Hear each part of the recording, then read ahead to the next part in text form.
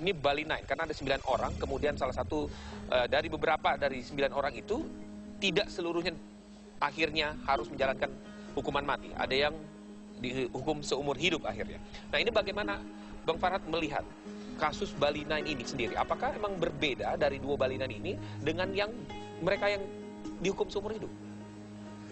Ya, seperti saya katakan kemarin itu, Bapak Presiden kan hitungan matematis. Sehari mati 50, sebulan sekian, setahun 40.000. Sehingga hak prerogatif Presiden itu dikesampingkan tanpa mempertimbangkan kemanusiaan. Jadi di sini saya katakan bentuk hukumannya Jokowi, tapi tidak manusiawi. Nah, dan saya juga melihat banyak pakar-pakar hukum ataupun LSM ya yang sifatnya mengompor-ngompori presiden, mengompori bangsa ya, seperti salah satunya pengembalian koin terhadap Australia. Nah, kemudian mengompori juga mengatakan bahwa kalau Bapak Presiden tidak melaksanakan eksekusi mati pada akhir ini, kita akan dilecehkan, dianggap tidak tegas dan lain sebagainya. Nah, padahal bangsa Australia ini kan tahu bahwa Pak Presiden kita ini jangankan sama manusia, sama topeng monyet pun manusiawi. Artinya masih diberi pengganti dan binatang pun masih dihargai. Tapi kenapa dalam mengambil keputusan terhadap hukuman mati ini seperti seolah-olah terjadi pembantaian orang-orang yang katanya akan merusak bangsa. Harusnya sebagai catatan, seandainya warga negara Australia ini lagi kabur sembunyi, boleh dikasih peringatan. Kalau nggak menyerahkan diri, kita tembak mati. Tapi kan orang-orang yang akan dihukum mati ini adalah orang-orang yang sudah dihukum dan menjalani penjara lebih dari 10 tahun. Nah, kalau bangsa Australia sebangsa sampai Perdana Menterinya membela, wajar-wajar. Saya nggak bisa ngebayangin apabila ada warga negara Indonesia yang kemudian dihukum mati di luar negeri, kemudian kita mau membantu membela seperti zaman Pak SBY lalu, tiba-tiba Pak Presidennya mengatakan bukan urusan saya, atau sama-sama dia bunuh warga negara saya karena saya juga memperlakukan tegas terhadap warga negara asing yang tanpa ada alasan. Nah, kemudian salah satu klien saya yang pada tanggal atau mungkin akhir pekan ini juga sebentar, ya. Bang Farhad, sebelum sampai ke situ, kita coba saya mendengarkan bagaimana dari Ketua Umum Granat Bang Henry Osodiningrat dengan adanya intervensi dari Australia, dari melalui Perdana Menterinya yang merasa geram, merasa muak tadi, bagaimana menginginkan 2 warga negaranya ini dibatalkan eksekusi matinya. Bang Henry. Oke.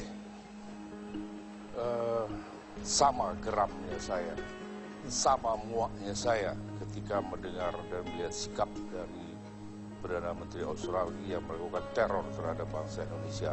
Dan sama geram dan muaknya saya ketika mendengar penjelasan dari Saudara Farhad itu yang tidak jelas dalam kapasitas sebagai apa, mengatakan bahwa ada ahli hukum, LSM yang ngompor-ngompori dan sebagainya. Saya nggak jelas orang itu ngomong dan kalian undang dalam kapasitas sebagai apa, ahli hukum internasional bukan, kemudian mengerti tentang hal ini juga tidak. Ya. Dia hanya membanggakan dan cukup bangga sebagai orang yang banyak membela para terpidana narkotik khususnya yang menghancurkan bangsa ini, yang mengatakan bahwa pembantaian dan sebagainya. Saya melihat bahwa apa yang dilakukan oleh pemerintah Indonesia, jangan nyebut Jokowi, Presiden Republik Indonesia, bukan Jokowi ya. Saya peringatkan Saudara Farhad. Apa yang dilakukan oleh Presiden Republik Indonesia adalah dalam rangka menegakkan hukum, dalam rangka menegakkan kehormatan bangsa, dan tidak satupun peraturan atau aturan internasional yang dilanggar. Saya menggarisbawahi apa yang dikatakan oleh Profesor Hikmanto, bahwa sesuai dengan ICCPR ya, kejahatan ini adalah extraordinary crime. Bahwa setiap bangsa berhak menentukan kejahatan apa yang tergolong extraordinary crime di negaranya masing-masing. Jadi kalau bagaimana sikap saya, bagaimana pandangan saya mendengar bahwa pemerintah Australia, bukan pemerintah Australia, Perdana Menteri Australia, yang mengatakan geram dan betapa muaknya sama. Saya sebagai bagian dari bangsa Indonesia, sebagai Ketua Umum DPP Granat, sebagai salah seorang wakil rakyat, sama geram dan muaknya mendengar sikap, melihat sikap dan mendengar pernyataan dari Perdana Menteri Australia. Bagaimana soal dengan Bangsa Indonesia adalah bangsa yang bermartabat, Oke. bangsa yang berdaulat, kita mempunyai kedaulatan di bidang hukum. Jadi kita tidak boleh. Oke, bagaimana dengan intervensi pernyataan? dan Oke, pernyataan. tadi kita jelaskan. Ya, Apa? Bang Henry, bagaimana dengan pernyataan bahwa tadi Pak Jokowi itu menyamaratakan semuanya hukuman mati itu ditolak semua gerasinya. Itu bagaimana soal itu, Bang Henry melihat itu? Ya. Semua itu dalam arti terhadap semua tindak pidana narkotik. Ya. Ya. Kemudian karena kesadaran beliau akan kejahatan, bahwa kejahatan itu adalah kejahatan yang mengancam, bahkan sudah menghancurkan bangsa Indonesia. Jadi bukan menyamaratakan, dan jangan dikatakan sebagai semacam pembantaian. Jangan diumpamakan kalau kalian sembunyi, kalau nggak keluar saya tembak. Itu logika berpikir apa itu? Silakan, Ya, Bang jadi Farhan. kalau nggak ngerti Ditanggapi, persoalan oke. jangan ngomong. Itu pernyataan gitu, ya. anda tadi, Bang Farhan. Ya, maksud saya begini kan, Dan jangan melemahkan semangat sebagai bangsa Indonesia yang melawan kejahatan narkotik. bangsa yang bermartabat sekarang ini, saya minta, yang saya katakan, jangan saat mengompor-ngompori presiden untuk segera hukuman mati, harus melihat pertimbangan. Wajar ya, kalau saya jadi presiden sebagai Pertimbangan kepala apa negara, yang Anda lihat? dia harus bisa membedakan. Misalnya gini, kalau Australia Anda pernah mengerti nggak menyumbang persoalan ini secara uang utuh? banyak ke tsunami, ya tidak tabu apabila memang misalnya ada alasan. Ternyata bangsa Australia pernah menyumbang bangsa kita. Tidak ada alasan, apalagi pengacaranya Pak Todung mengatakan bahwa mereka sudah jadi pendeta, Todung mengajar sama Anda sablon. itu sama saja. Dia selalu membela, kemudian- mengajukan permintaan supaya dihapus pidana mati di dalam Undang-Undang tentang narkotik, mengajukan gugatan ke pengadilan TUN tentang kepres yang menolak Dan gugatan kita harus gerasi. menyadari itu bahwa sama ya, aja. di negara ini ada lembaga Komnas HAM. Ya, kalau misalnya lembaga Komnas HAM tidak pernah didengarkan oleh Bapak Presiden, buat ada lembaga Anda itu. ini ngomong apa? Kemudian satu Saya lagi. nggak mau nanggapi itu ya. Ya, bagaimana Studio saya nggak mau nanggapi. Iya, bagaimana tadi bahwa tadi Anda mengatakan Bang Farhad terkait dengan bahwa dua balinan tadi dengan apa yang tadi yang Pak Presiden katakan Pak Jokowi bahwa memang ini adalah darurat narkoba negeri kita dan memang itu harus segera dihukuman terberat. Saya setuju, artinya kita hukuman mati oke, masih ada, silahkan saja. Tapi harus pertimbangannya. Kenapa Presiden kemarin mengabulkan gerasi terhadap narkoba Bali 9 ya? Pertama karena usianya masih muda. Kedua, selama ini mereka dituntut seumur hidup kok. Hakim Mahkamah Agung menjatuhkan hukuman mati. Kemudian dipeninjauan kembali kepada seumur hidup. Ketika melakukan gerasi juga kembali ke seumur hidup. Nah, kemudian kenapa olah dikabulkan? Karena waktu itu suaminya udah meninggal, disaksikan oleh Pak Henry. Anaknya masih kecil. Kalau Pak SBY walaupun Menteri Anda Patrialis bilang dulu menolak sudah pada divonis saat itu, mati, menolak tinggal menunggu untuk eksekusi. mengabulkan gerasinya, Ketika saya luruskan tapi bahwa saya Coba, melihat oke. kematiannya baru Anda berubah. Bagaimana? Itu menandakan Anda nggak ngerti Bang persoalan. Henry silakan. Apa Bang Henry? Silakan. Tadi tidak begitu jelas. Kenapa? Dulu Farhad itu mengatakan salah satu pertimbangan karena suaminya Ola itu sudah divonis mati dan tinggal menunggu eksekusi. Tapi setelah saya katakan bahwa Anda tidak ngerti, Anda tidak tahu. Suaminya Ola tidak Tapi pernah saya nggak divonis pernah mati. berkata begitu, Pak Suaminya Henry. Ola itu tertembak mati. Saya tahu persis peluru itu kena bagian mana. Baru dia luruskan. Menandakan dia nggak ngerti. Itu. bukan salah, saya luruskan dulu. Saya katakan begini, Ola meninggal, suaminya meninggal ditembak, dilihat sama Ola. Salah satu pertimbangan kedua dia wanita. Bohong kalau Nah, dilihat jadi sama Ola. ketika dia Tandanya dia nggak ngerti wanita, kemudian dia sudah menjalani hukuman Saya selama tahu Ola lebih di dari mana 10 ketika tahun. suaminya itu Kemudian tertembak. dari lapasnya Ola mengatakan itu dia sudah ada dalam berkelakuan sebuah baik. mobil. Oke, baik. Itu yang Bang menjadi Henry. alasan. Parkir di depan hotel. Oke, kita tidak bicara kasus per kasus. Waktu Kita itu bicara pada Alex bicara Bambang tataran Priharjo, eksekusi kejadian mati. itu ada di Jalan Natasari. Dia nggak ngerti. Bang Henry, Waktu itu Anda masih umur berapa, Anda Farhad? menyaksikan eksekusi meninggal langsung ditembak suami. Menurutnya Anda sebagai anggota DPR harus berbicara dengan yang lebih sopan, terhormat. Karena menyangkut nyawa. Walaupun Anda punya pengalaman menyaksikan langsung, grebek langsung menembak suaminya Ola pada saat itu, bukan satu prestasi dan kebanggaan buat Pak Henry. Belum tentu juga dia bersalah karena belum pernah Anda nggak diadili. usah menilai itu prestasi itu kebanggaan. Anda Baik. nggak usah menilai itu. Nah, ini malah saya berdebat dengan yang nggak mutu seperti ini. Baik Bang Henry, Bang Farhad, kita tidak bicara kasus per kasus. Kita bicara bagaimana eksekusi mati ini di pemerintahan Pak Jokowi ini ada yang kedua, tahap kedua. Setelah kemarin sebelumnya sudah ada, kemudian ini akan segera dilakukan. Pak Jokowi akan tetap melangsungkan menjalankan eksekusi mati terhadap para terpidana mati tersebut. Nah, pertanyaannya adalah, waktu di pemerintahan Pak SBY, Bang Farhad, Bali 9 itu berhasil tidak jadi hukuman mati. Nah, bagaimana Anda melihat ini di pemerintahan Pak Jokowi? Ya, proses pemeriksaan gerasi itu kan bukan kayak slogannya bekerja, mati. Tidak seperti itu. Harus ada pertimbangan kemanusiaannya. Nah, salah satu penilaian daripada lapas dan lain sebagainya. Tapi ini kan bergerakan.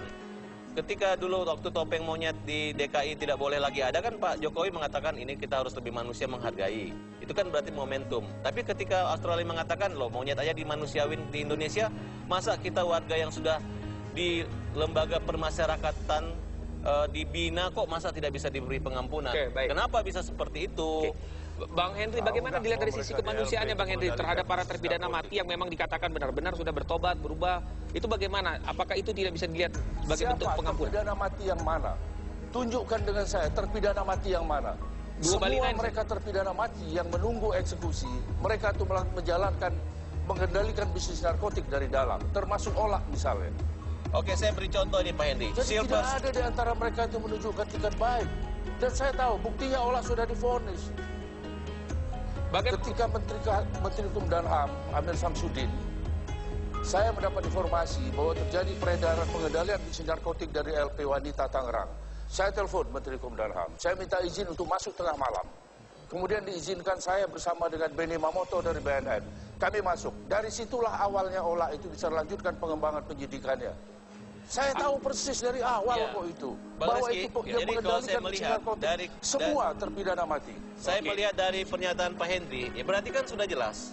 Persoalan narkoba ini ya, bukan hanya pada bandar-bandar yang sudah dihukum mati yang melakukan perbuatan 2 kali, yaitu pengawasan terhadap lembaga pemasyarakatannya. Apabila misalnya mereka sudah di dalam penjara mereka masih melakukan perdagangan, mungkin alat komunikasi dan lainnya, mungkin perlu dibuat lembaga khusus tanpa ada komunikasi. Oke, itu kan lain. Anda berbicara di sisi yang lain, Bang Farah. Tapi di sisi yang lainnya lagi itu mengatakan bahwa para bandar-bandar yang sudah terpidana mati sekalipun tidak ada tobatnya, masih melakukan bisnis di dalam penjara. Itu yang disampaikan Bang Henry. Loh, ini kan baru beberapa orang. Kayak misalnya salah satu ini Sylvester yang katanya 7 kg dan akan dieksekusi.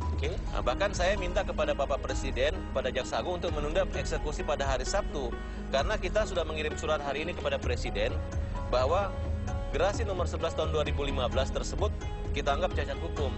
Karena oleh Pengadilan Negeri Tangerang, pengajuan yang diajukan oleh pengacara Marusaha itu sudah dicabut oleh Sylvester.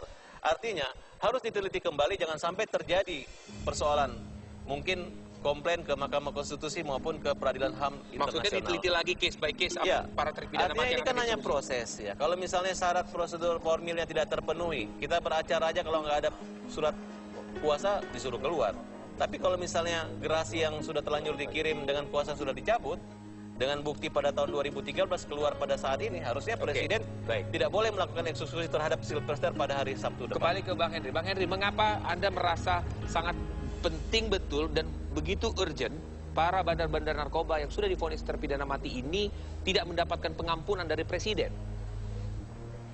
Karena membiarkan mereka 1 hari, memberikan kesempatan kepada mereka untuk terus mengendalikan bisnis narkotik dari dalam. Setiap hari bertambah jumlah korban, setiap hari semakin marak peredaran gelap yang mereka lakukan dari dalam. Dan sudah sedemikian rupa parahnya anak-anak bangsa ini akibat dari perbuatan mereka. Ya, jadi kalau kita melihat dari segi kemanusiaan, kita juga harus melihat dari segi kemanusiaan terhadap para korban. Korban ini kalau ada 5 juta orang, pernah nggak kalian membayangkan ada orang yang tinggal tulang dibungkus kulit? Ada orang yang anak baik-baik, anak manis menjadi pelaku kejahatan karena narkoba. Ya, jadi saya melihat perbuatan mereka teramat sangat biadab dan dibenarkan oleh hukum, baik hukum positif kita, hukum agama, hukum internasional. Ya, jangan sok cari muka dengan negara lain. Tunjukkan kehormatan bahwa kita sebagai bangsa itu mempunyai kehormatan, mempunyai martabat. Ya, jangan hanya ingin populer dengan berbagai macam cara mengabur, jadi nggak jelas lagi merah putih kita. Ya, sebagai ciri dari bangsa Indonesia itu dia harus konsisten dan dia harus berani menegakkan martabat bangsa ya. Itu alasan Bagaimana saya. Bang Henry melihat jika hubungan internasional, secara hubungan antar dua negara Indonesia dan Australia, Indonesia dan Brazil,